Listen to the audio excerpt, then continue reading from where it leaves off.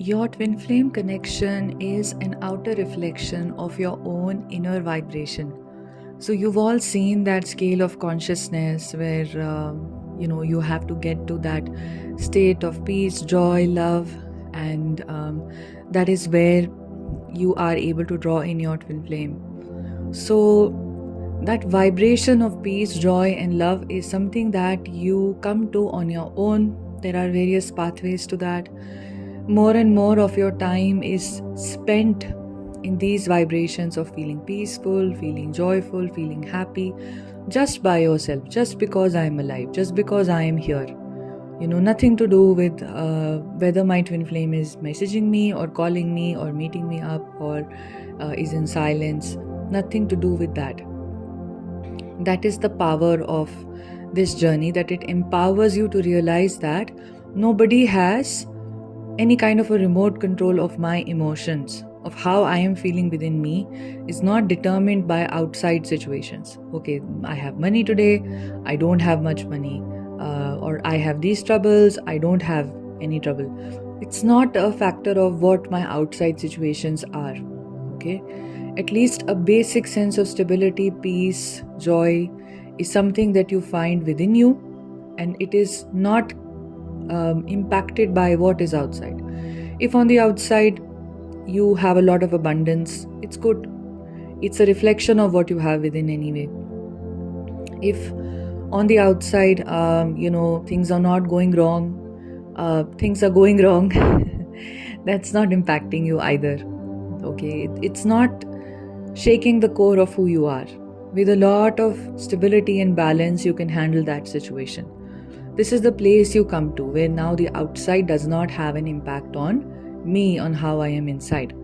This is that place from where you interact with the world, from the inside to the out. Now, this place, how do you strengthen the inside? The core, of like you. This is the process that you are following right now. So, one idea is to see what is weakening the core. So, a lot of belief systems, past pain, past, experiences from your childhood, of abuse, of trauma, of lots and lots and lots of stuff, lots of impressions of, bad relationships, bad job experiences, bad experiences in life. You start to clear them away. As it is, they naturally also come up, and if they are repeatedly coming up for you, you also find a way to look at them, to befriend your subconscious mind, because this is a gift that you receive on this journey, that your subconscious becomes very easily accessible to you through various shifts and cycles that happen for twin flames. This is a beautiful gift that many twin flames receive, of being able to access their subconscious self. So this is one way in which now what are the thorns that are prickling my core, and from these hurt places inside me, when I keep reacting, I keep responding, and your twin flame plays an important role in this by triggering you and reflecting to you all of these places. So one another way in which you strengthen this core is meditation. Now, meditation, and why I always speak of this, various kinds of meditations, there is a wide array of meditations you can experience, you can enjoy. A time will come when most of your life, or all of your day-to-day life, you are just meditating by just the dint of existing. Your existence itself is a meditation if you become conscious in what you're saying, in how you're being, how you're sitting. You are aware of it, right? So that awareness plays a very important role in this. So this gives you a lot of peace. And now what this does is that even if there are more thorns, even if there are more things in your consciousness that need to be purged out, you're not impacted by this. You're not weighed down by the heaviness. You have a space within which is distant from this, okay, from all of these impressions. That is the role of meditation. It dissociates you from the mind and the mental activity. But you have to put some effort, at least in the beginning. You have to put some effort into meditating, because the mind will resist meditation, and if you only go by the mind, then the mind will not want to meditate. A third thing that really works is how we are connected to the divine. So when there are difficult moments, we have, if there are moments where somebody is triggering you, it's becoming very painful for you, your journey is becoming like that, or outside situations are becoming like that, or you aren't able to meditate because you are very overwhelmed. Sometimes energies are like that, energies are heavy, collective energies are like that, and you're picking up on the collective energies as well, and consciously or unconsciously so much is bothering you, you can't be meditative at that time. So what's your main place that you go to? What is the source of your strength? The source of your strength is always the divine. So herein, deepen your connection with God, with divinity, in some way, in some form, to be so important that the moment you see that form, everything is forgotten. Herein comes the importance of the form. And I know the divine is formless. I know the divine doesn't have, as Adi Shankaracharya put it, for those of you who know, Nirvan Shatakam, Chidananda Rupa, Shivoham, Shivoham. That's how Adi Shankaracharya, a great sage of India from 1,000+ years ago, he basically, spoke of, he's contributed a lot to restoring Indian temples and all of that. So he basically spoke of, who am I, the soul. He said the soul is Chidananda Rupa, the soul is formless. Okay, it doesn't have a form. And I am Shiva, I am Shiva, I am that which is not, I am that which is not. That is true. This is the nature of the soul. The point also is that when we live in our bodies, when we live in this construct of the body and the mind, we are very attached to the form. So if there is some form in which you see this form and you immediately connect with the divine, it can help all of you. Now this will have some religious variations and different religious opinions. So this is just my experience, my understanding, and what I have experienced from time to time, that looking at one kind of a form has brought me immediately back to being grounded and being reunited with the divinity that I may have lost the connection with momentarily. So now this can be anything for you. So try to find something that immediately brings you back to the remembrance of the divine. It can be a word, it can be a chant, it can be a very simple chant,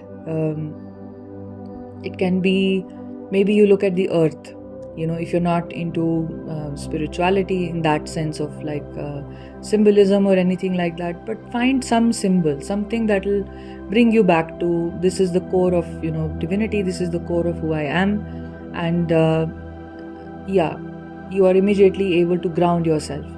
It can be an image of a guru, it can be an image of a deity, it can be anything in nature, it can be Mother Earth, it can be a tree, something, it can be the sun, it can be the moon, something where you look at it, one glance or a few glances, and you are able to come back to being who you are. We need this because this is a tumultuous journey, Another important thing that I would share with you is to how to maintain your high vibration, right? How to not be impacted by outside things. Consume very good high vibrational spiritual content. Now, this spiritual content does not necessarily have to be twin flame content, because if we are very honest, there are hardly just a handful, or maybe there are more, but I haven't explored, channels that will probably put you in a high vibration. Okay, you do not need to constantly know what is going on with your divine masculine, what is going on in their life. You need to be aware of the connection in the spiritual sense of what it is. So most of the times, the mistake that twin flames make is they spend hours and hours and hours just consuming twin flame content, and by the end of the day, you're so full of thoughts, you're so full of energies, you do not even know what you did, what you believe in. Today you come across some reading that's telling you your divine masculine is awakening, so you start believing it. 4 days later, you come across something else about the karmic situations, now you start believing that. Internally, you never have that emptiness in you. So consume high vibrational spiritual content. Nothing will happen if you stop looking at twin flame content, okay? But make sure you are subscribed to good content like core spirituality, core meditation, how to meditate, how to do this. There are so many people speaking of surrender, there are people speaking of consciousness. That content is not just for twin flames. Twin flames may not even be consuming that content, but that is the directly it is speaking to spiritual awakenings, what it means to be spiritual. Understand a different perspective of looking at the mind, which is the biggest kind of a problem, because our ego governs our lives through the mind, right? And so look at what is ego, what is the soul, what is this ascension of the soul. Okay, what happens during a dark night of the soul? How can I meditate? What about the thoughts that come during meditation? So many people, and you will have your own, right? So now when you wake up in the morning and when you open your phone or your laptop or whatever, and you have, you open your Gmail, maybe you have some good, if you've subscribed to some good content out there, you can spend half an hour or 45 minutes looking at what, people are saying about spiritual things that will ground you immediately, right? So consume non-twin flame content which is spiritual in nature. Okay, this will really, really help you up your vibration and deepen your understanding, because at the end of the day, your journey is a spiritual journey. So there is no point in approaching it from the headspace of only twin flame content. Yes, twin flame journey is a different kind of a spiritual awakening. Yes, others don't have to understand what a twin flame is, but at the end of the day, you're a human being, and you're going through pretty much the same things that other humans go through. Sometimes, we have a tendency in us to make ourselves special. Like, I am this and I am that, my origins are different. We all come from the divine. It's very important to know that whatever our, the origins, or wherever our consciousness has spent time in other places, it does not make a difference. We are now journeying back to the divine. Everything has one source, the primordial source. We are going back to the source, right? Reconnecting with the source. So trust in, basic things that are telling you about meditation, that are telling you about the nature of the mind. Right now, in your earthly body, even you're experiencing life on earth. So it is important that, you value it, you respect it as me, my body coming from the earth, me having this experience on earth, my mind working the way other people's minds are working. I have also picked up the same conditioning of, the societies that other people have picked up. Right? So there is no need to try to be quote unquote special, just be like a regular human being. The mark of a very special human being is always that human being is not trying to be special or trying to be different. Sometimes we lose our connection with people around us, and very often it happens on the twin flame journey because we are put on a path of isolation. We live in solitary lives, nobody understands us, but we are not to be disconnected from life in general. So in these cases, it's important that at least we have a connection with the earth, we have a connection with spiritual content that is speaking to us, from that standpoint of understanding what happens, when you're going through a spiritual awakening. We spend our time in pursuing knowledge about, spirituality, and we'll see what a big difference that will make.